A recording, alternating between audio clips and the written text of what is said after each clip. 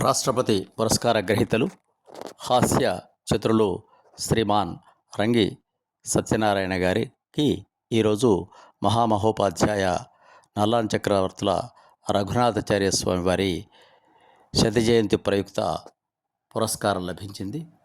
ఆ సందర్భంగా వారు రఘునాథాచార్య స్వామి వారితో గల సంబంధం, వైష్ణవ స్వాములతో గల సంబంధాన్ని తెలియచేశారు. మీరు వినండి. శ్రీమతి రామానుజాయ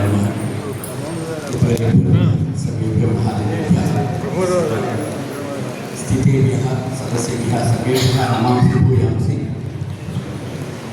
వీణాక్షమాలాద్య సుపుస్తికాకరాం బాలార్కరూపాం కరుణాతరంగిణీం శ్రీగౌతమీ తీరవిలాసవాసినీం వందే సదా మంత్రపురీ సరస్వతీం. నాకు నా పద్యాలు నేను రాసుకునే చదవడం అలవాటు, క్షమించాలి.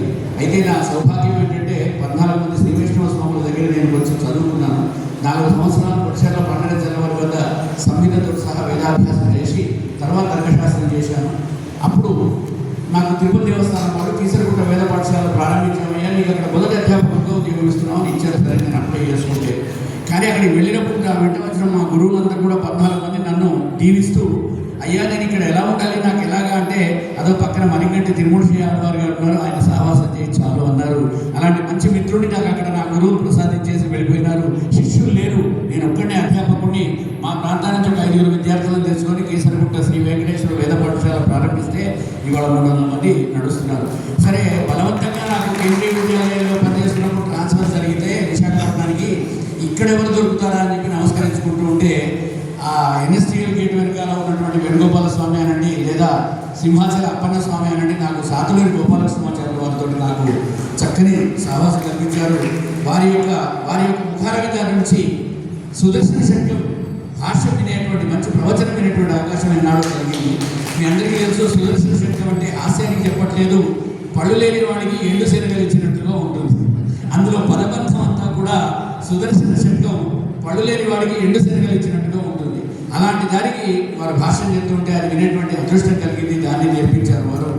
ఆ విధంగా చక్కగా ఎక్కడికి వెళ్ళినా సరే నాకు స్వాముల యొక్క సహవాసం కలిగింది. నా విద్యాభ్యాసం నుంచి ఇప్పటి వరకు కూడా అలాగే జరుగుతోంది. ఇప్పుడు మా గైడ్ గారు కూడా అలాగే ఉన్నారు. కనుక దయచేసి ఈ సంప్రదాయాన్ని ముందుకు తీసుకెళ్లాలంటే ఇంకెంతో అవకాశం అవసరం లేదు. ఒకనాడు వెళ్ళి భవిష్య పురాణం మా ఊళ్ళో చెప్పాల్సి వచ్చి శ్రీమాన్ కందాళి రామాచార్య వారి పాదాలను ఆశ్రయించారు.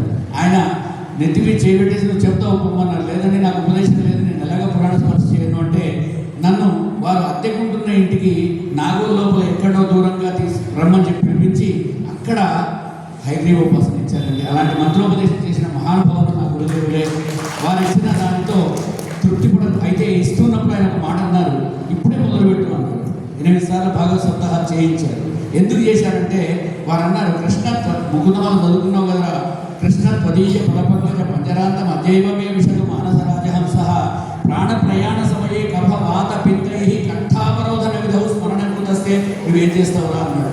అలాగా వారి యొక్క ఆశీస్సులతో అలాగా భాగవత సప్తాహాలు కానివ్వండి, పురాణ ప్రవచనాలు కానివ్వండి చేయడం జరిగింది. ఇలాగ ఎక్కడికి వెళ్ళినా సరే అనుక్షణం నాకు స్వాముల యొక్క పాదస్పర్శతో, వాళ్ళ ధూడితో అలాగా శ్రీ వైష్ణవ భాగవతం చెప్పవనగా నేను అడిగిన భాగవతం ఎలా చెప్తానండి, అది శ్రీమద్ భాగవతం పురాణ తిలకం వైష్ణవానం ధనం కదా అంటే కూడా వైష్ణవానం ధనం అంటారు. వైష్ణవుడు అంటే ఎవరు? విష్ణువుని నమ్మే వాళ్ళు అందరూ వైష్ణవులే, నీవు వైష్ణవులే అంటూ నాకు ఉపదేశించి గురుదేవులు హైగ్రీవ కవచం కూడా ఇచ్చారు. అలాంటి మహానుభావులు మా శ్రీమాన్ పెద్దాడి రామాచార్య వారు, శ్రీమాన్ మణిగంటి శ్రీరంగాచార్య వారు పుత్రుడి పొద్దున్నే అమెరికా నుంచి ఫోన్ చేసి మాట్లాడుతూ అన్నాడు.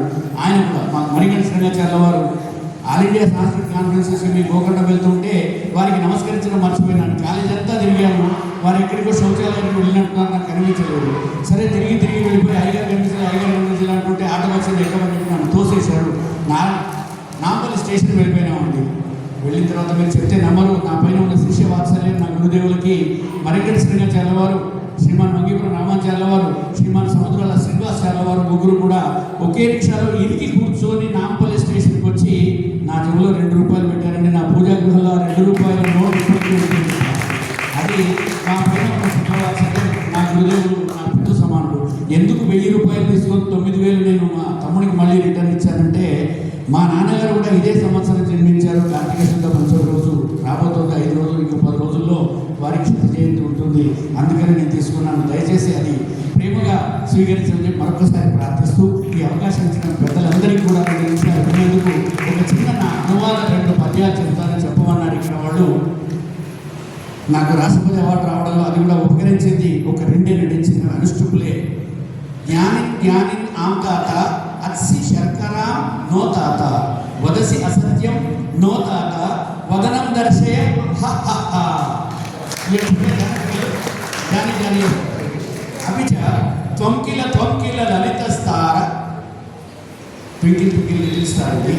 త్వంకిల త్వంకిల లలితస్తార ఆహాస్యర్యం కేయూయం ధరాతలోపరి భాసంత మన్యేనను దినమణయస్తే త్వంకిల త్వంకిల లలితస్తార ట్వింకిల్ ట్వింకిల్ లిటిల్ స్టార్. ధన్యవాదాలు.